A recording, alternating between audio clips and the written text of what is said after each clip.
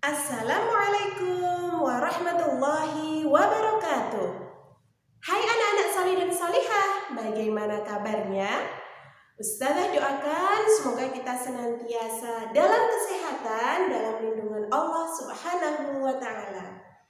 Alhamdulillahirrabbilalamin, pada hari ini kita bisa bertemu kembali, bisa belajar bersama kembali mata pelajaran apa nak? Ya, mata pelajaran IPS. Setelah pekan kemarin kita tidak belajar IPS karena libur 1 Muharram ya, 1 Muharram. Oke, sebelum kita akan belajar hari ini, Ustazah akan mengajak kalian semua mereview, mengulang kembali pelajaran 2 pekan yang lalu tentang apa? Ada yang masih ingat? Ya, tentang jenis-jenis usaha ekonomi masyarakat. Oke. Apa saja sih jenis-jenis ekonomi masyarakat? Ya, coba sebutkan. 1, ada agraris. Agraris itu sama dengan pertanian, betul sekali. Kemudian yang kedua itu adalah peternakan. Peternakan itu budidaya hewan untuk diambil manfaatnya. Kemudian yang ketiga apa nak? Yang ketiga adalah perikanan ya. Kemudian selanjutnya ada juga pertambangan, ada juga perindustrian, betul sekali. Kemudian satu lagi perdagangan. Nah, itu adalah jenis-jenis usaha ekonomi masyarakat. Kemudian pada hari ini kita akan belajar apa ya? Yuk, siapkan dulu buku tema 2 ya, bukunya seperti ini. Kita masih pakai buku yang ini, buku tema 2.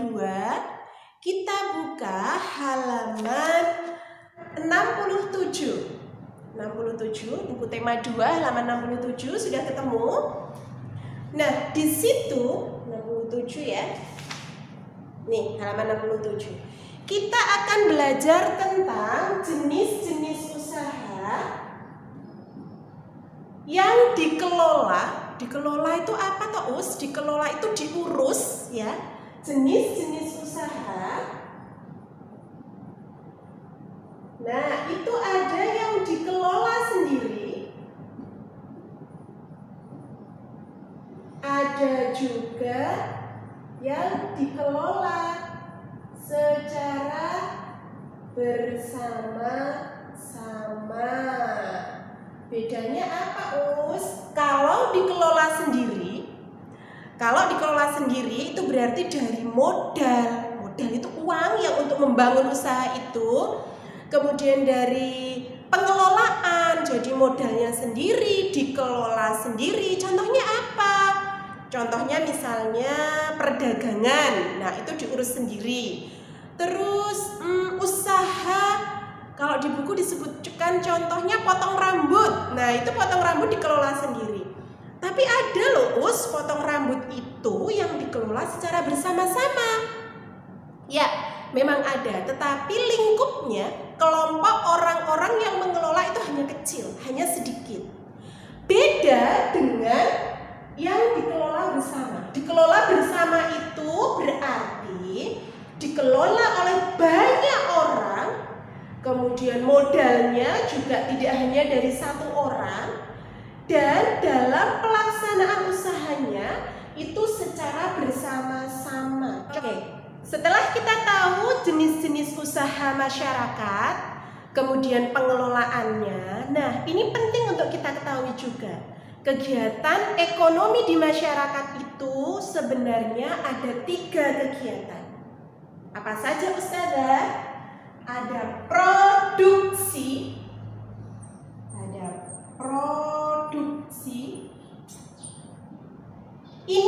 adalah kegiatan menghasilkan barang. Kemudian ada distribusi. Nah, ini distribusi. Distribusi itu maksudnya adalah penyaluran barang. Penyaluran barang apa, Us? Kita lihat. Yang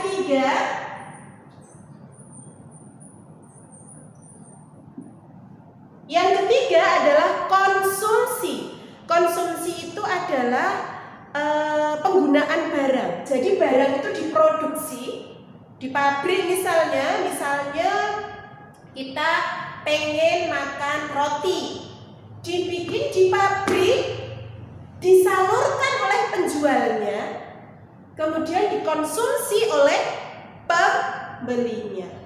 Nah, kalau roti misalnya sudah dibikin, tetapi nggak ada yang menyalurkan, nggak ada yang menjual.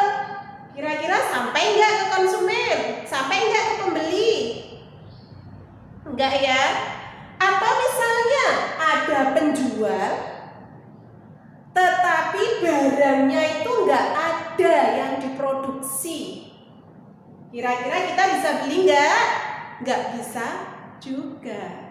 Begitu. Jadi kegiatan ekonomi antara produksi, kemudian penyaluran atau distribusi, kemudian konsumsi itu saling mendukung, saling berkaitan. Begitu. Jadi di sini produk itu dibuat, rotinya dibuat di pabrik, atau misalnya sepatu dibuat di pabrik, disalurkan oleh penjual, kemudian dibeli oleh pembeli. Kalau sepatunya dibuat tapi nggak disalurkan, ya nggak sampai ke pembeli, ya kan? Begitu. Paham ya anak salih-salihah ya? Nah, insya Allah hari ini kita belajar tentang itu. Nanti Ustazah akan memberikan beberapa pertanyaan melalui Google Form. Nanti kalian bisa langsung isi ya nak ya.